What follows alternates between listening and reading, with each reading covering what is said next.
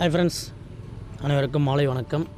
So market பாருங்கள், இன்றைக்கி 257 point ப்ளஸில் முடிச்சிருக்கான். ஸோ வீடியோ ஃபுல்லாக பாருங்கள். நான் ஒரு அனலிஸ்ட் மாதிரி சொல்கிறேன், எப்படி ஆச்சு 16ஆந்தேதி போன மாதம் இந்த மாதம் என்ன அப்படின்ற மாதிரி உங்களுக்கு எக்ஸ்பிளைன் பண்ணுறேன். ஃபஸ்ட் நான் எடுத்த ட்ரேடு சொல்லிடுறேன். 11.56 ட்ரேட் எடுத்துங்க. எடுத்த காரணத்தை பாருங்கள். 11.56 எப்படின்னா, ஃபஸ்ட்டில் வந்து மார்க்கெட் ஓப்பன் ஆகி ஹையில் இப்போ 120 பாயிண்ட் ப்ளஸில் போய்ட்டு அப்புறம் வந்து பார்த்திங்கன்னா ஒரு 125 பாயிண்ட் மைனஸில் வந்தது. ஸோ அகைன் வந்து பார்த்திங்கன்னா 23,200 கிட்ட போச்சு. ஸோ ஓகே, இதுக்கப்புறம் வந்து மார்க்கெட் சைடு எப்படின்னா ஏ டைப்பில் போகும் அப்படின்ற மாதிரி நான் எடுத்திருக்கேன் புட்டில். ஆனால் என்ன காரணத்துக்கோசம் உடனே வெளியே வந்துட்டேன்னு பாருங்கள்.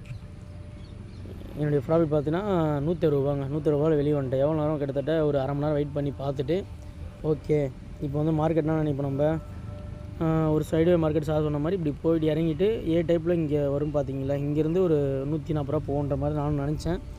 ஆனால் அது வந்து பார்த்திங்கன்னா டைம் ஆயிடுச்சு. அரை மணி நேரத்துக்குள்ளே போயிருந்தால் பரவாயில்ல, ரொம்ப ஆயிடுச்சான்ட்டு வெளியே வந்துட்டேன். ரீசன் சொல்கிறேன். ஆமாம் இல்லை அப்போவே யோசித்துருக்குமே அப்படின்ற மாதிரி ஒரு கான்செப்ட் இருக்கும். சொல்கிற பாருங்க.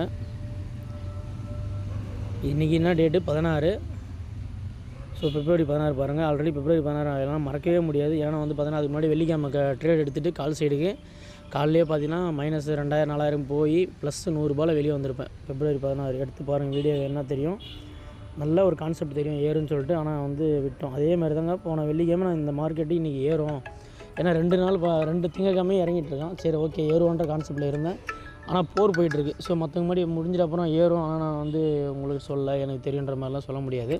எல்லாருமே பார்த்தீங்கன்னா ஏற்றப்போ தான் சொல்லுவாங்க. ஆனால் முதலே தெரியும், இப்போ தெரியும் அப்படிலாம் இல்லை. ஆனால் அனலைசிஸ் பண்ணுங்கள். அந்த அனலைஸில் இருக்கான்னு மட்டும் செக் பண்ணுங்கள். அது பாருங்கள், போன மாதம் 16/2 பாருங்கள், மார்க்கெட் அதே மாதிரி ஏறி இறங்கி ஒரு ஏற்றம் கொடுத்துட்டு நல்லா சைடுவேல போயிட்டு 2 மணிக்கு பாருங்கள் நல்ல ஒரு மூமெண்ட்டும்.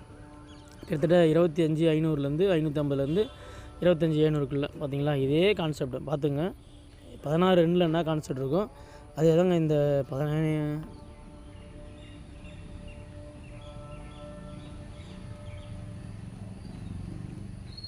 பாருங்கள். இன்றைக்கி வந்து பார்த்திங்கன்னா 16/3. ஸோ அதே கான்செப்ட்டு மண்டே பாருங்கள் 16/3 ஏறி இறங்கி ஒரு சைடுவேல போயிட்டு 2 மணிக்கு மேலே நல்ல ஒரு மூமெண்ட்டுங்க. ஸோ இதுதாங்க ட்ரேடு. இதை தான் நான் சொல்கிறேன் அனலைசிஸு. நான் போன மாதம்லாம் உங்களுக்கு சொல்லியிருப்பேன், போன வாட்டி இப்படி நடந்தது அதான் சொல்கிறேன். இப்போ ஒரு வாட்டி நடக்கும், தொடர்ந்து நடக்கும். ஆனால் எப்போ நடக்குன்ற மட்டும் நம்மளுக்கு சொல்ல முடியாது. அதுக்கேற்ற மாதிரி அனலைஸ் பண்ணி வச்சா கரெக்டாக இருக்கும். நான் பாருங்கள் ட்ரேடை வெளியே வந்துட்டேன் அரை மணி நேரத்தில். சரி ஓகே போதும், ஏன்னா இதுக்கப்புறம் அது ஏறாது அப்படின்ற மாதிரி கான்செப்டில்.